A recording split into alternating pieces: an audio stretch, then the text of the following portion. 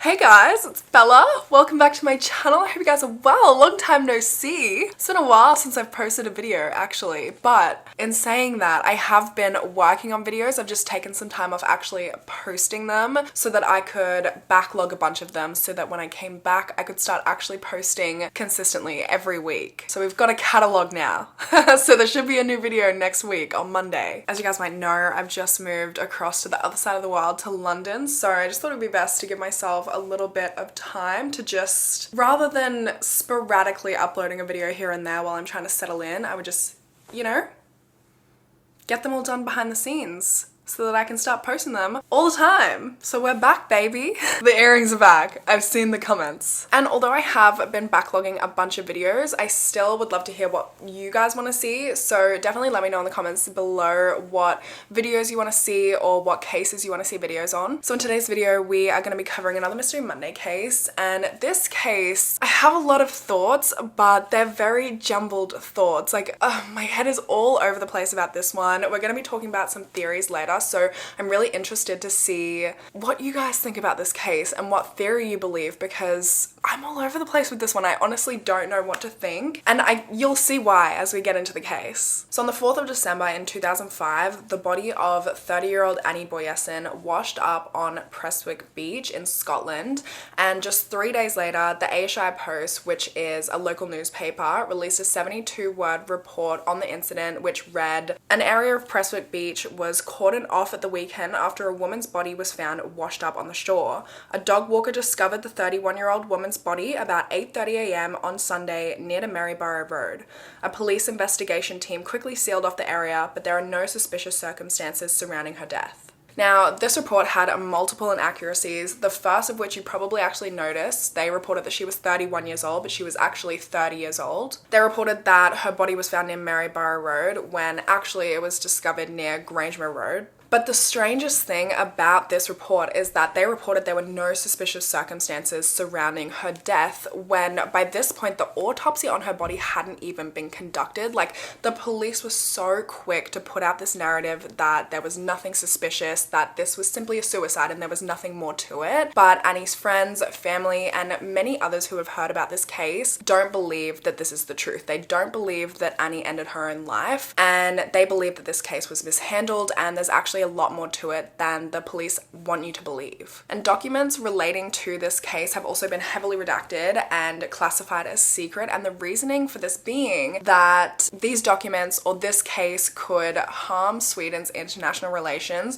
or in other ways harm national interests, which is suspicious to say the least. But I'm going to give you a little bit of background on the case and on Annie as well. Annie Börjesson was born on the 7th of February in 1975 in Tibro in Sweden, and she grew up there with her 3 siblings, her father, and her mother Googe. In 2005, when she was in her early 20s, she decided to move to Edinburgh, Scotland, to practice her English, which, can I just add, is like such an interesting place to go to practice your English. I am obsessed with the Scottish accent, but it can be slightly hard to understand at times. She had traveled to Scotland in 2003 with a friend, and she just fell in love with it, fell in love with the lifestyle, and so that is also part of why she decided to move to Scotland. She also spoke a ton of other languages. She spoke Swedish, Finnish, French, Spanish, and her father is Hungarian, so she was also fluent in Hungarian. But she first moved to Edinburgh in autumn of 2004, where she studied English at the Aspect Language School in the centre of town, and she found a room in the Linton Court apartment blocks. They were a block of serviced shared apartments. So she had her own room,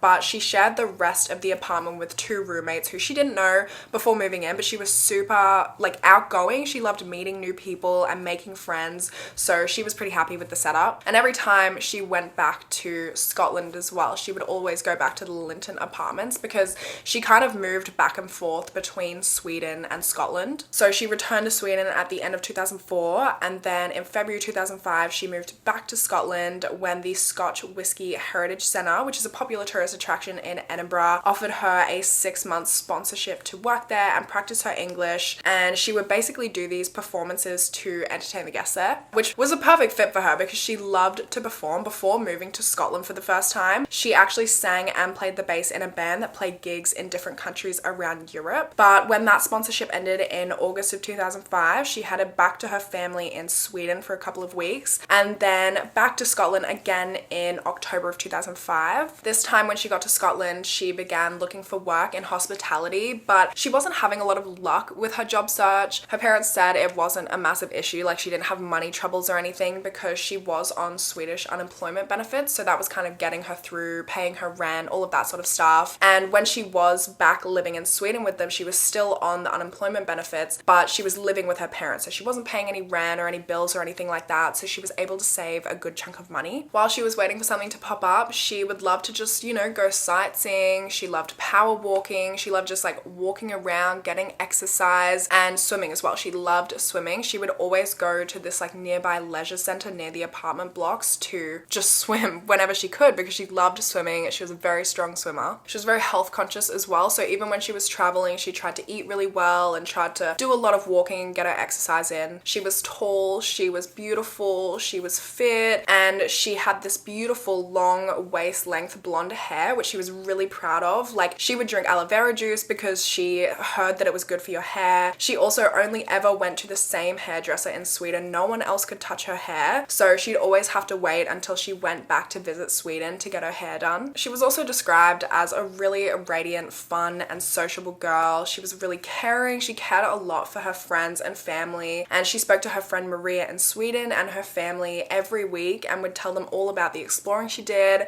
about the people she met. She always seemed to be socializing, but she never really seemed to make any true friends. She was often out like sightseeing and doing things by herself. She was particularly close to her mum. They spoke all the time, and she even trusted her mum with like all of her passwords and stuff, and she was very thorough with like passwords and documents and that sort of thing. She had a Filofax which she kept everything in there. Like, I mean everything. Phone numbers, money, train tickets, plane tickets, all of her passwords. She used it as like a journal as well, and anytime she heard like a funny English phrase, she would write it down so that she could go back and kind of learn English and learn these funny English phrases. And she also took this everywhere. It was practically glued to her. She would take it to cafes, to lunch, to IKEA, even to the clubs. There was this one club in particular that she always liked to go to by herself called Mood. One night in the months before her death, she went to this club and she met a guy there who said his name was Martin Leslie, and Martin Leslie was a rugby player. He was from New Zealand, but he played for Scotland until 2003, and Annie was huge into rugby players. She loved herself a good rugby player. Like, she had a type, and that type was exclusively rugby players. Whenever there was a game on at the nearby Murrayfield Rugby Club, she would always go down there to support like whoever was playing, and she would always go down to that rugby club just to hang out and just like have a drink and meet people, like meet rugby players, I guess. So when she was at Mood that night and she met Martin Leslie, she was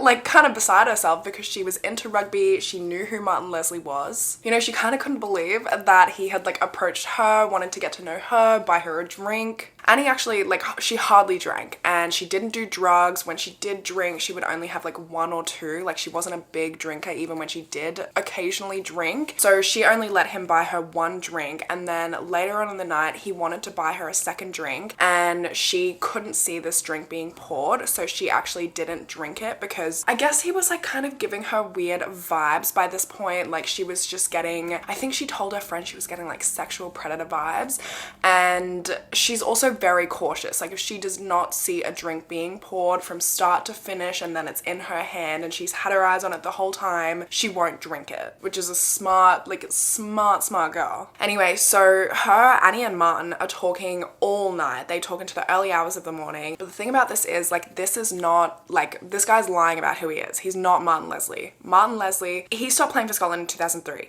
He moved back to New Zealand after that. So he's been living in New Zealand for 2 years by this point. So I don't know if this guy who's like pretending to be him is some kind of stalker. He had stalked Annie for long enough to know that she was really into rugby guys, and so he went and pretended to be a rugby player, or if he just came in that night and lied to the right girl. But I mean, this guy was like, he was like an expert in Martin Leslie. Like, he was talking about him like he was him. He knew about his brother, a guy named John, who had a bad knee injury. Like, he had clearly done his research on Martin Leslie, which leads me to believe that he was definitely some kind of stalker, not just lying to the right girl. And then to make things even weirder, just a few days later on the 30th of November, Annie is swimming at her local leisure center and this guy just randomly shows up out of the blue. It's very clear that he's only there to talk to Annie, like he's not there to go for a swim or whatever. And Annie's like trying to think back to their conversation from a few nights before to try and remember if she had told him about her swimming at this place or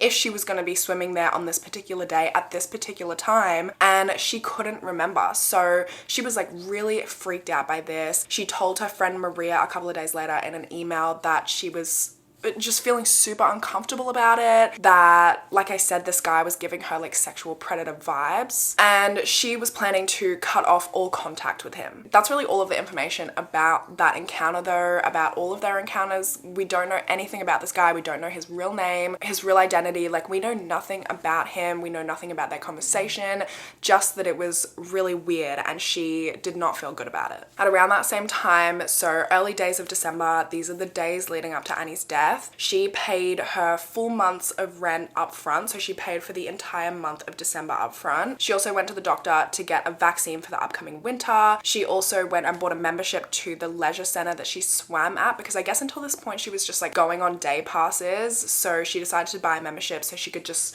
go whenever she wanted to. And she had also started getting some positive responses to her job applications, so things were looking good. On the 2nd of December, Annie went to visit her old workplace at the Scotch Whisky Heritage Centre, and she visited an old colleague there named Kat, and they spoke and everything was like fine. Annie was her normal bubbly self. And then at 6:15 p.m. she got a call from her mother Goj, and apparently after this call her entire demeanor just changed. Like Kat was there from before the call, while she was on the call, and after the call, and after the call it was like such a stark contrast to before she got that call from her mother. But her mama just called because she was honestly kind of concerned for her. Like in the last week of November she'd been acting kind of weird and her whole family was a little concerned. She'd spoken to her dad and her brother Charlie a couple days beforehand, and she had asked her brother how easy it was to track somebody's computer activity and how easy it was to hack into somebody's computer, but she didn't explain why. She also like told her family that she didn't want them to contact her home phone anymore at her apartment because she said they were listening, which at the time that it happened her parents thought it was just like her roommates. She didn't want them like picking up the other line and listening, but hindsight is 2020. Like after everything that we're about to go over went down, they started to think maybe she meant something else. Maybe they was referring not to her roommates, like maybe she thought she was being tracked and that's why she was asking about the computer activity as well. She was also calling her family at really weird hours, like she was calling them really late at night when she knew that they would be asleep, and the calls, like some of the calls would go unanswered, and when they would call her back again the next morning she wouldn't answer. And just in general she seemed a little bit upset, and her family were just worried that there was something going on. They were worried about her. So when her mum calls on the 2nd of December she says, you know, we're worried about you, Dad and Charlie are worried about you. And Annie says, I can't talk, I'm with Kat. And her mum says, you know, can you just tell me what's going on, like what's happened? And Annie's response is really strange. She says like, you just have to respect that I need to take care of myself. And her mum's like, okay, like, can we at least talk tomorrow? And again, Annie's response is really strange. She says, well, we'll see about that. And then they get off the call, and then according to Kat, Annie's demeanor just like totally changed, and she was just in a bad mood after the call. And what's even weirder about this is that, you know, 2 people have confirmed that this phone call happened. Kat was there, she heard the phone call, she was sitting across from Annie while she was on the phone, and Annie's mother, Goj, was on the other end of the line. Like she also corroborated that this phone call happened, but there's no record of this phone call. Sometime between this call with her mother at 6:15 p.m. and 8 p.m. she had a phone call with another friend from Sweden, and she told this friend that she was going to a party at 10 p.m. that night, but like she didn't give any details because this friend's in Sweden. Like she doesn't need to know the details of where this party is, who's gonna be there, and I think she was just going alone because she did a lot of these sort of things by herself. She told her friend though that she was really excited for this party, but but no one has ever been able to corroborate the details of this party. Like, no one's ever come forward to say there was a party on or I saw Annie at a party. Like, we have no details about this party whatsoever. And her friend from Sweden didn't pry because, I mean, what's she gonna do with the information? She also trusted Annie. Like, Annie was very street smart. She hardly drank. When she did, it was like 1 or 2 drinks at most. She would never take a drink from a stranger that she didn't see poured start to finish until it was in her hand. She didn't do drugs. Like, she was very street smart. But this call with her friend back in Sweden telling her about this party was the last conversation, the last contact she would ever have with any of her friends and family. What's weird about this though is, again, there is no trace of this phone call. Like, the records have completely been wiped, and in fact there's actually no trace of any of Annie's phone records for the last 3 days before her death, despite multiple people confirming that they had spoken to her on the phone. She had an hour-long conversation with her friend Maria back in Sweden, no trace of that. And this isn't just like her simply deleting her phone records, like going into her phone log and just deleting them. Like, not even the phone company has these records. They have vanished into thin air. It is so strange. Like, I've actually never heard of anything like it, to be honest. Anyway, the day after the party, so on the 3rd of December, a woman who worked at the Linton Court apartment blocks named Jane said that she saw Annie there at 1:15 p.m. She also said that she overheard Annie talking to one of her flatmates about how she was upset because of a guy and that she was having some relationship issues. But as far as anyone in Annie's life knows, she didn't have a boyfriend or anything like that. She also told her roommate that she didn't want to talk about it, that she had to go and take care of something, and that she was about to make a decision that might change her life, which is like very ominous looking back on it, like very ominous wording, especially now that we know what happened to her just hours later. So after that, her bank statement shows that she tried to get cash out at a cash point at Glasgow Central Station at 2:15 p.m. and there's CCTV footage that confirms that it was her trying to get this cash out, which kind of throws like the timeline off a little bit because, you know, obviously Jane, the worker at the apartment block, saw her at 1:15 p.m. so there's no way she could have been there at 1:15 p.m. and then been at Glasgow Central Station by 2:15 p.m. Like, an hour from point A to point B is just not possible. Her apartment was 2 miles or just over 3 kilometers from her closest station, which is Haymarket train station. So she had to make that walk, then get on the train from there to Glasgow, which is like just over an hour-long train ride. And then she had to walk from the train station to the cash point. So there's no way she was able to do that in an hour. There was a theory that she like accepted a lift there. But first of all, who would have given her a lift? And second of all, like, that drive on a good day is just over an hour long. But this is 3 weeks out from Christmas. Edinburgh, Glasgow, very populous cities. And, you know, this is a weekend as well. So we have to assume there would be quite a lot of traffic, that it would take well over the usual time to drive this distance. So I'm assuming that, you know, the worker who saw her, Jane, who said she saw her at 1:15, probably was just off by like half an hour to an hour and actually saw her a little bit earlier, and that she actually caught the 1:04 p.m. train from Haymarket Central Station to Glasgow Central Station. And that arrived at Glasgow at 2 p.m. and that would give her like 15 minutes to walk from the train, like get off the train and then walk to that cash point to try and get money out. You know, either way, no matter what the timeline is, I don't think it's like that big of a deal, but she did try to get cash out at Glasgow Central Station, 2:15 p.m. She attempted this twice. The first time she attempted to get £100 out and her card was declined for insufficient funds. So she tried again to get £50 out, but again, her card was declined for insufficient funds. After that, she then gets on another train from Glasgow Central to Prestwick International Airport, and it's assumed she got on the 2:30 p.m. train. And this is the airport that she always used. Like, whenever she would fly to and from Sweden, she would always fly into or fly out of Prestwick Airport, and she would always use Ryanair. She gets to Prestwick International Airport at 3:15 p.m. and she's seen on CCTV footage here walking across the overhead walkway that connected the train station and the airport, and she's seen having a smoke. And then she walks out of the terminal into the short stay car park, which is on the other side of the terminal from where she got off the the train, and somehow she made it from the train station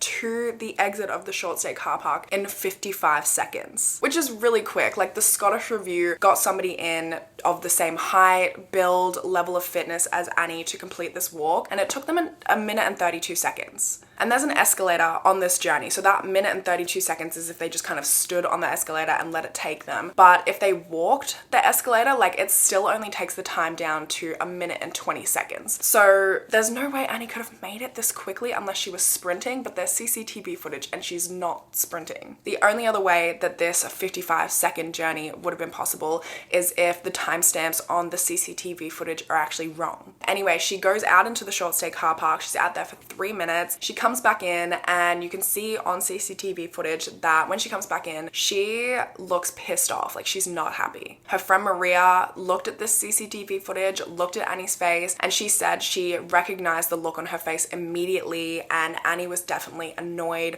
or angry. I don't know if she like went out looking for another cash point. Maybe she thought the cash point in Glasgow wasn't working, so she went here, tried to find another cash point, and she was pissed because she couldn't find one. Maybe she went out there to meet someone and they didn't show up, or maybe she went out there to meet someone, they did show up, and had a super brief interaction. Would this have been someone who lived nearby? Would it have been someone who was getting off a flight? Would it have been someone that she was meant to be traveling with? Like, we just don't know. We don't know if she met someone, who she would have met. All we know is that she went out there for 3 minutes, something annoyed her, and she came back in looking pissed after 3 minutes. CCTV shows her coming back inside at 3:19 p.m. and then she immediately just leaves the airport altogether. So she was at the airport for a total of 4 minutes and 41 seconds, despite having traveled for 2 hours and 15 minutes to get there, which is obviously like pretty odd. After she leaves the station, it's then assumed that she walks into Prestwick town centre, which is about a 30-minute walk, and this is something that she'd never done before. Like, she'd never been to the actual town of Prestwick before. She'd only ever been to the airport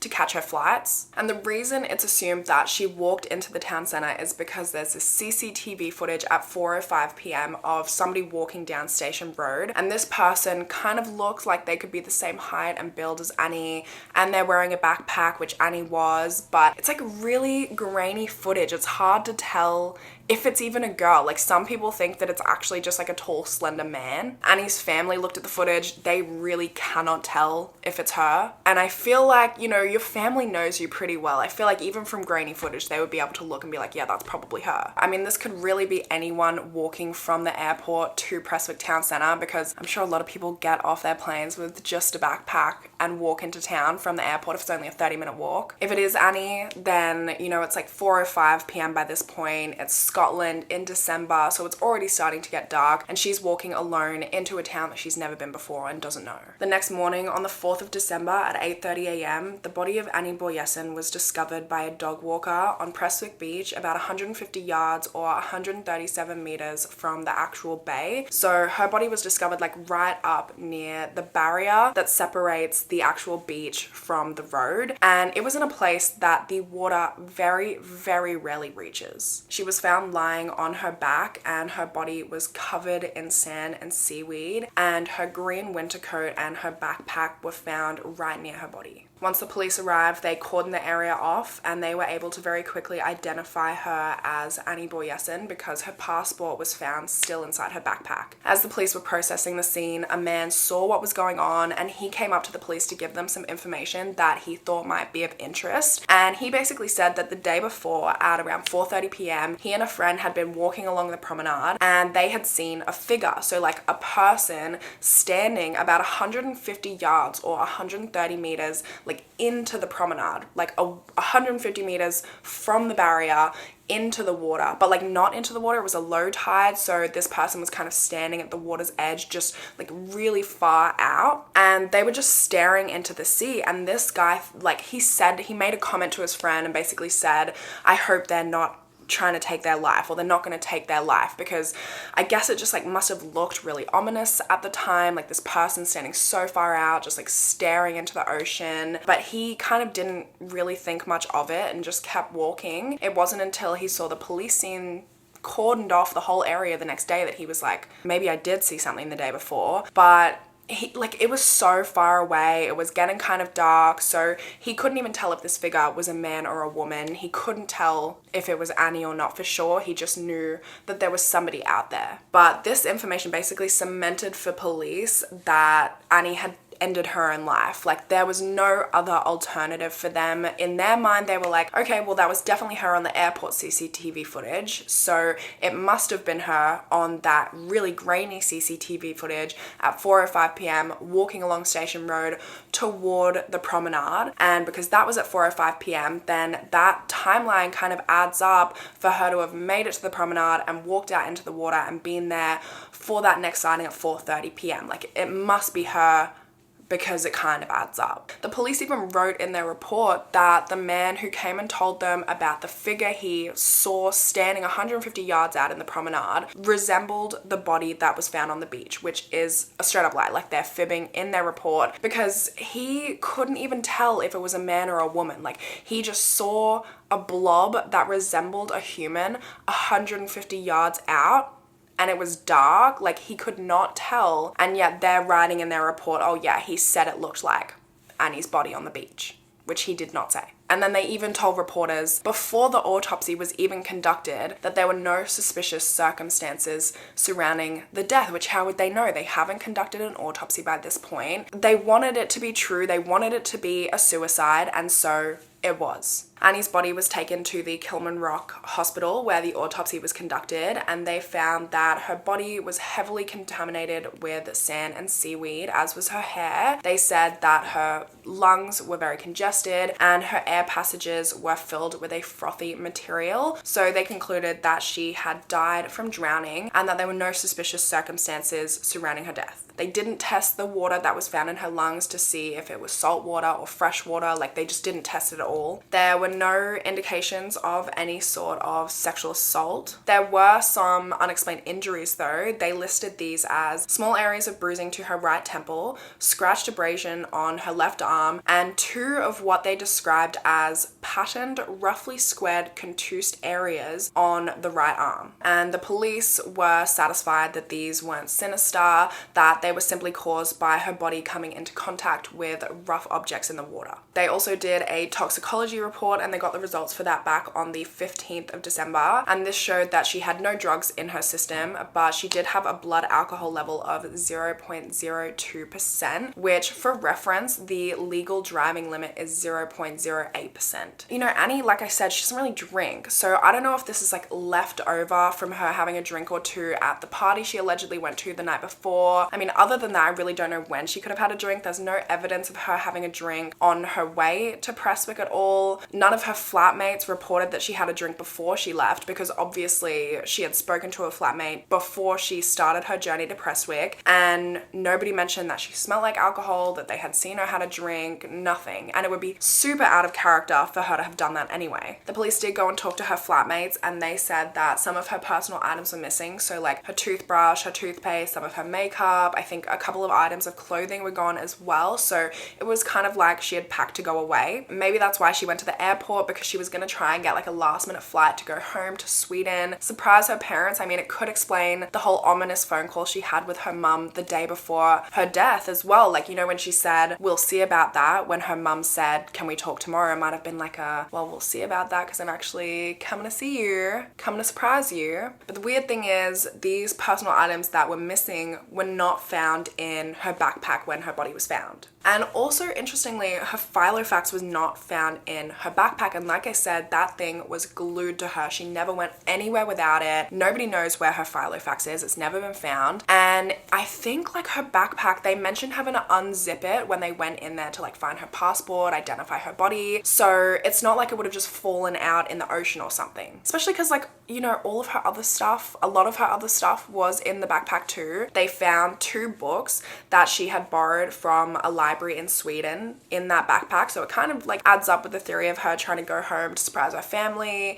She had the books in there so that she could return them when she got back to Sweden. She also had an appointment booked with her hairdresser back in Sweden for the 5th of December, which I think is like the biggest thing that's like, yeah, she must have been trying to go home. And there also was actually a flight that day at 6:30 p.m. on the 4th of December from Prestwick to Gothenburg in Sweden. So So, I mean, the timing kind of adds up for her being in Prestwick Airport, trying to catch that flight. Maybe she's like trying to get cash out at these cash points to be able to afford the flight, but she's getting insufficient funds. She doesn't have the money. But what's weird about this is she does have the money. Like, they found cash in her backpack, and they also found a check for £300 that she hadn't cashed yet. So she does have the money. Like, that's the strangest part of this whole thing. Like, it really seems like she's trying to go home, but she's upset because she doesn't have the money. So she goes to Prestwick to clear her head because she's, you know, upset that her plans have fallen through. But she did have the money. And another strange thing about this is that in the CCTV footage of her at Prestwick Airport, you can see that, like, under her green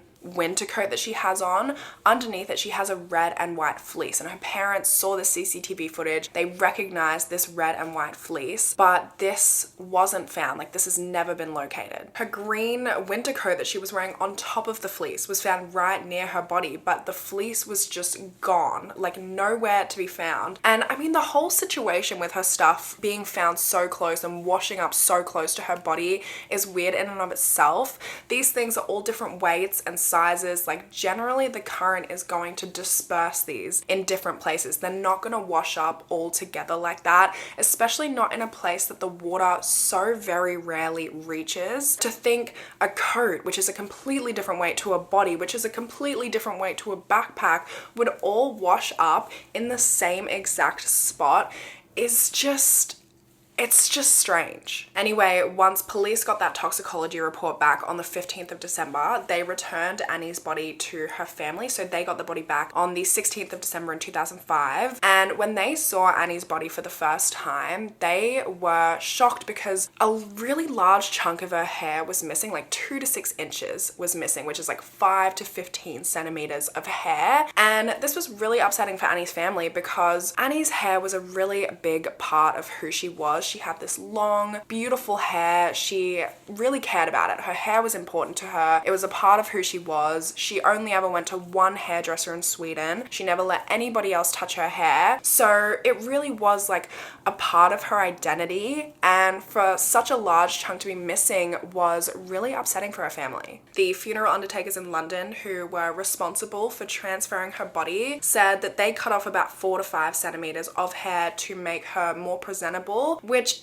is weird in and of itself. Like, a leading funeral undertaker said that in all his time being a funeral undertaker, he has never needed to cut hair off. Like, it's not normal procedure, it's not necessary, but even so, like, they only cut 4 to 5 centimeters. So where is the other 10 centimeters of her hair? No one seems to know. No one seems to care. Annie's family were also adamant that Annie would not have ended her own life, and so they requested a second autopsy to be done in Sweden. And during the second autopsy, they found that Annie's body had a lot more bruising than the initial autopsy reported. She was covered in bruises. The police tried to explain this away, saying that bruising can occur in a body 8 to 10 days after death, but the Swedish pathologist said that there was so much more bruising than was reported in the initial autopsy, so much so that they don't believe it could have been from post-mortem lividity. They also stated that we consider we have the knowledge to state the difference between bruises and corpse patches on a body. Swedish pathologists also discovered that Annie had freshwater algae in her bone marrow, and Prestwick Beach is saltwater, and algae is very particular about the habitats it grows in, so this algae could not have come from Prestwick Beach. Personally, I don't know a lot about like biology or algae or anything like that, but a lot of articles seem to find this really weird. A lot of biologists have come out to say that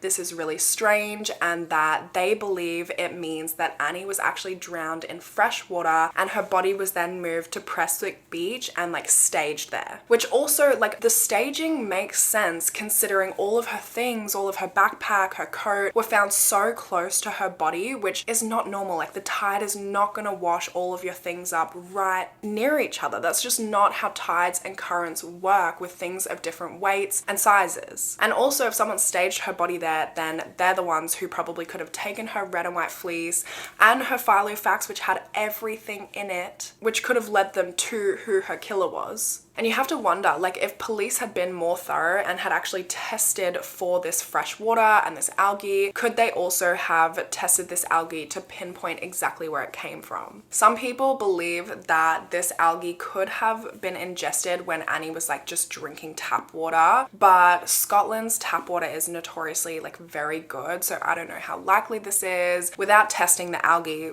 there's just no way we'll ever know. I mean, police really did not do much of an investigation into this case at all. They took these potential sightings, thought, yeah, she probably ended her own life, and that's it, case closed. And they didn't look into it any further. They hardly tried to piece together her last days and her last hours and to look into CCTV footage of her. I mean, the CCTV footage of her at Prestwick Airport, that wasn't released, or like they didn't even look into that until months after Annie's death. They didn't really question any witnesses. Like, Prestwick Beach is a pretty popular area, so surely if they had just looked into it and tried to question some witnesses, then somebody would have seen Annie if she was there, but they didn't try to do that, so we'll never know. I mean, Annie's family really had to take matters into their own hands to try and look into this case because the police just wouldn't. Like, no one was willing to help them. They really did not believe that Annie ended her own life. They did not believe the police's theory. And I mean, the first issue with the police's theory is that in Scotland, drowning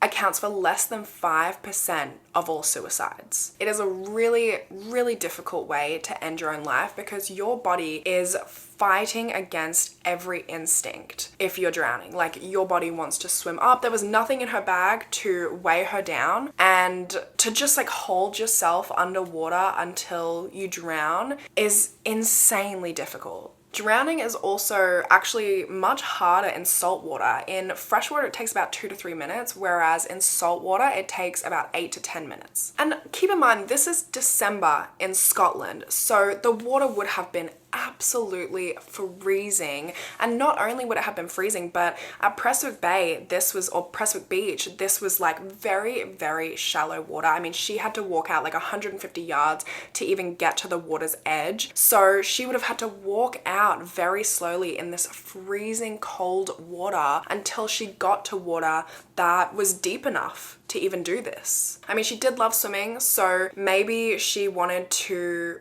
end her life somewhere that she kind of felt at peace, or in a place that she loved, considering she loved the water. Or maybe that makes it more unlikely because she was such a strong swimmer. Like, every urge in her body would have been telling her to swim and to swim to the surface. As I mentioned earlier, Annie trusted her mother Gooch with all of her passwords, and so her mum decided to log into her email to see if there were any clues that she could find in there. But when she logged on, Annie's email was empty. Like, it had been completely wiped, which, you know, maybe she was one of those people who went on and once she responded to an email or wrote the information down in her Filofax, she kind of deleted it to keep her inbox clean. But the clean inbox, when you pair that with the fact that all her phone records had been wiped, that's when it gets weird. Because like I mentioned earlier, she had 0 phone records from the past 3 days before she died. Like, nothing. These phone calls couldn't even be found on anyone else's phone. Obviously, she had spoken to her best friend Maria back in Sweden. There was no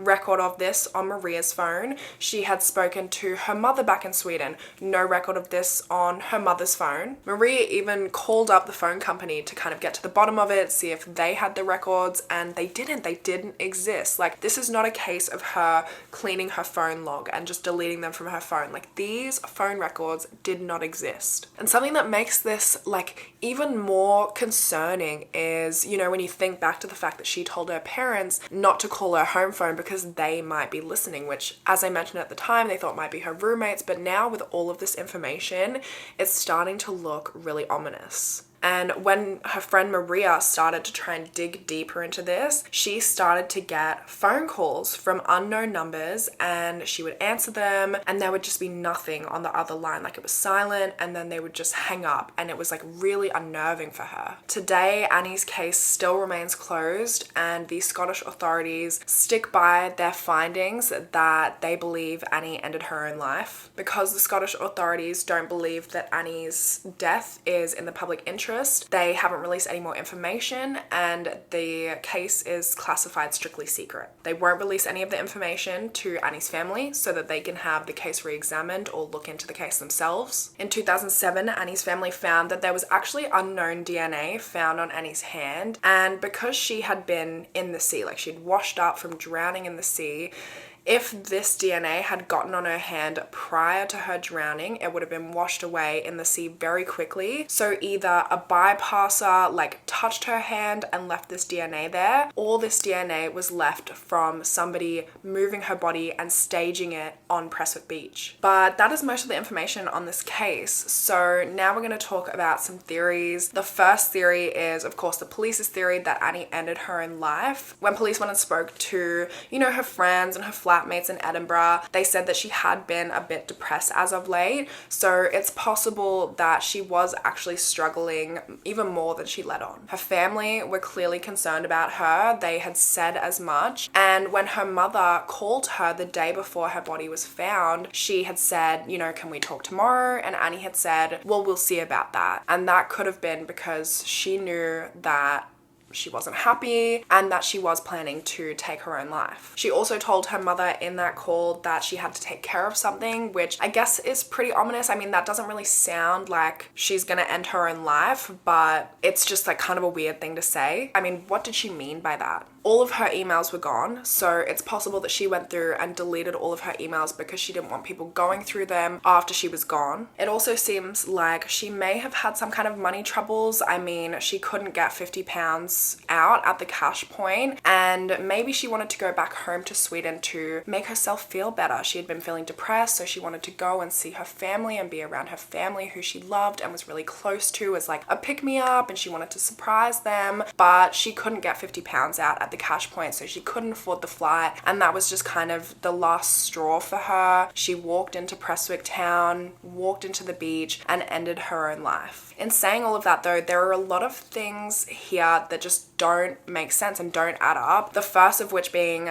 the theory that she didn't have the money, and that's like why she couldn't get the flight and why she like kind of was pushed over the edge. There was money found in her backpack, and there was a £300 check that hadn't been cashed yet, so she had money. She had just paid her full month's rent up front, like days prior to this as well. She'd gone for a vaccine. She'd paid for a membership to the leisure centre so that she could go swimming whenever she wanted to. She also had booked a hairdresser's appointment back in Sweden for literally the day after her body was found. So the 5th of December, she had a hair appointment back in Sweden, which indicated she was planning to go back to Sweden. She obviously had the money to get this haircut done. She had 2 books from a Swedish library in her backpack that, I mean, I feel like it's pretty obvious that she was planning to go and return them. Annie is also a really strong swimmer. Like, I know I sound like a broken record here saying that again, but she is a really strong swimmer. It's so unlikely that she would have died from drowning. Every instinct in her body would have been telling her to swim, and Prestwick Beach, like, it was low tide. She would have had to go out so far in order to actually get to water deep enough for this to work. And not to mention the water would have been freezing, like walking through that freezing cold water with the cold sticking to all of your clothes, hugging to your body. She didn't die of hypothermia, she died of drowning. And not to mention all of the bruises that were found on her body that couldn't be explained. Like, there was so many more bruises than the initial autopsy reported, which is weird in and of itself. 5 to 15 centimeters of her hair was missing, and like, don't even get me started on the fact that her bag and her coat all ended up in the same spot, which is so unlikely. Her body washed up right up against the barrier where the water so very, very rarely reaches. And her filofax is missing. Her red and white fleece is missing. Was her red and white fleece missing because there was some sort of DNA on it from the murder that the murderer didn't want people to find? Was the filofax missing because it had so much information in it that it could have pointed to who her killer was? The scratches that were found on her face, could this be from somebody holding her head underwater? I mean, I just feel like there's so much evidence that goes against the theory of her having ended her own life. Another theory that I've seen some people talk about is, like, is it possible that Annie was forced into drug trafficking between Scotland and Sweden, and you know, that kind of went south. I mean, drug trafficking is a lot more common than you would think, and Annie was traveling between Scotland and Sweden pretty often. There are a couple of ways that this could have gone down. The first being that she went to Prestwick Airport to kind of call off the arrangement and they weren't happy about it, and so they murdered her. Or maybe they were meant to deposit money into her bank account that day, and so that's why she kept trying to withdraw money, and when it was getting declined for £50, she realized that they hadn't paid her, and so she kind of went to the airport to confront them, and things did not go well. And she told them, you know, if you don't pay me, then I'm not doing it anymore. Or maybe they just decided she was too much of a liability, and so they organized for her to go out there, to meet them, to, you know, do whatever, and it was all just a ruse to get her there to murder her. Again, she could have gone outside to confront them and they weren't there. She could have gone outside to meet them and they weren't there, and that's why she comes in looking really pissed off, because she went there. Supporters of this theory have cited her telling her mother Googe the day before her death that she needed to take care of something and take care of herself, and this could be interpreted in two ways. This could be interpreted as her being like, don't judge me for what I have to do to make ends meet. She hadn't had any luck finding a job, and so she maybe just had to do what she had to do, or she got forced into it. Or it could have been that she had recently gotten some promising responses to her job search, and so she decided she needed to take care of herself, figure a way to get out of this situation she was in before it was too late. She also mentioned right before her death that she was going to make a decision that could change her life. And same thing, this could be her deciding she had to get out of drug trafficking. Personally, I really don't believe this theory. Like, I do not think that this is plausible, but I thought I would mention it because, I mean, drug trafficking really is a lot more common than you would actually think. And there is the slight possibility that she could have been forced into this. Maybe this guy pretending to be Martin Leslie had something to do with it. Personally, though, I just really don't think that that's the case. Another theory is that she was murdered by someone unknown, like obviously unknown, because she's never, like, there's never been any evidence of someone else having been involved or her having even been with somebody in the final hours of her life, but it is possible. I mean, it could be this guy who was pretending to be Martin Leslie, because what was the deal with that? I mean, that happened just a few days before her death. She meets this random guy pretending to be somebody that he's not. He could very well be a stalker, and he had been looking into her, stalking her, knew that she was into rugby players, and so he specifically pretended to be this rugby player that he wasn't, and he seemed to know quite a lot about this rugby player. Like, he could talk about him as if he was Martin Leslie. He also randomly showed up at the leisure center she was swimming at, and like specifically at the time she was swimming at. So he got the place right, the timing right. Thinking back, she couldn't even remember telling him that she swam there or that she was going to be swimming there at that specific time. So that is super creepy. She felt really uncomfortable about this guy to the point where she didn't want to have a drink that he bought her because she didn't see it being poured. Like, she did not trust this guy. She told her friend Maria about him and said that he gave off sexual predator vibes. So clearly this is not a good guy, and we still do not know who he is to this day, which I think makes it even weirder. Plus, her Filofax wasn't found with her, so if he murdered her and he'd been stalking her, he probably knew about the Filofax, could have taken it because she could have written about him. You know, there could have been something in that Filofax about him, and that's why he wanted to take it so that the police wouldn't find it. And also, if he was a stalker, like, he could have stalked her that day, that last day of her life, stalked her to Prestwick Airport. Maybe when she went outside into that short-term car park, he confronted her and said like, hey, like, what are you doing here? And she was so pissed off. She was so uncomfortable seeing him that she just left. She just went into the town center, didn't even want to catch her flight. She just wanted to get away from this guy. And again, he followed her. I mean, maybe it wasn't him. Maybe it was somebody else entirely. A lot of people believe that she went to the airport to meet somebody, and I can't see her going to meet this stalker guy on purpose. So maybe it was somebody else. Maybe she had gone there to meet somebody, to get on a flight with them and take them back to Sweden, because apparently, like right before her death, she had mentioned to her father that she was going to get married. And this was like in the days before her death, she mentioned this, which is kind of huge. Her dad then told her grandmother that Annie had said this, and her grandmother said that she was going to give 50,000 Swedish crowns towards this marriage. But her family didn't know who she wanted to get married to, because like I said, nobody in her life knew about any sort of boyfriend. Like, she had mentioned boy troubles, but she hadn't mentioned a boyfriend to anybody. But it does seem like there was, you know, a man in her life, and maybe she was planning to meet him and take him back to Sweden to meet her family. It's like a little surprise visit. And this could also explain like her personal stuff being missing from her room in her apartment, like her toothbrush, her toothpaste, her makeup, some items of clothing. It could be because she was staying somewhere else some nights, like she was staying with her boyfriend, and so she was leaving her toothpaste there,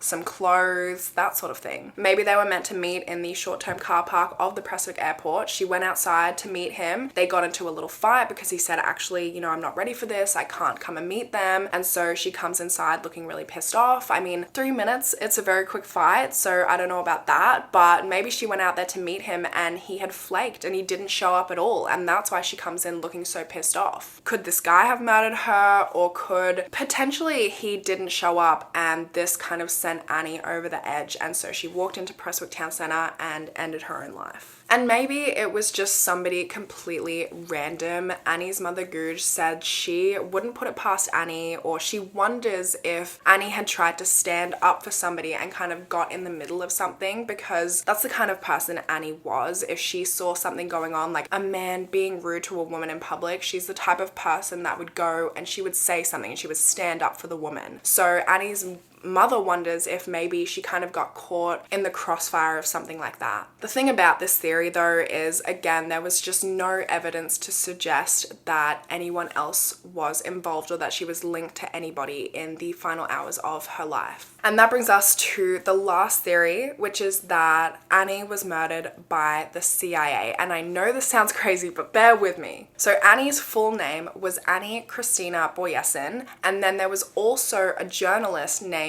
Christina Börjesson, and Christina in both of their names is spelled with a K. So they have very, very similar names. Like if you remove Annie's first name, they're both Christina Börjesson, and they both have blonde hair. And Christina Börjesson is not just any reporter. She's an intense critic of the US foreign policy, and it's believed that she was actually looking into the CIA's rendition program that went through Prestwick Airport. And the rendition program is the CIA would allegedly fly terror suspects to CIA black spots where they could basically circumvent their own laws in the US on torture. So basically, they're flying terror suspects to places where they can torture information out of them.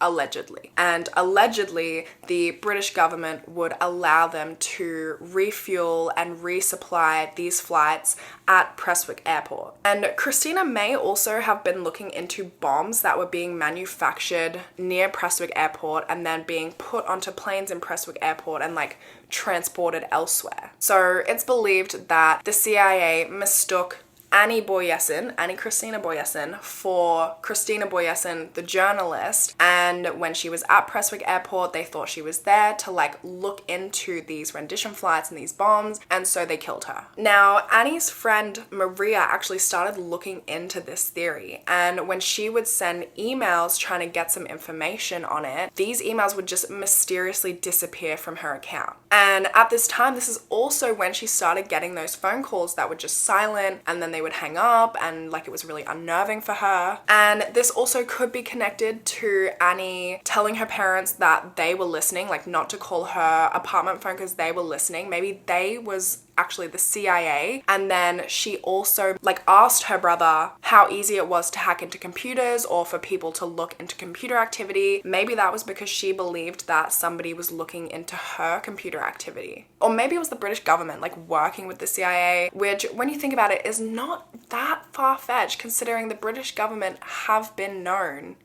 to do stuff like this, to spy on individuals that they consider subversive. Me, living in Britain right now, talking about this.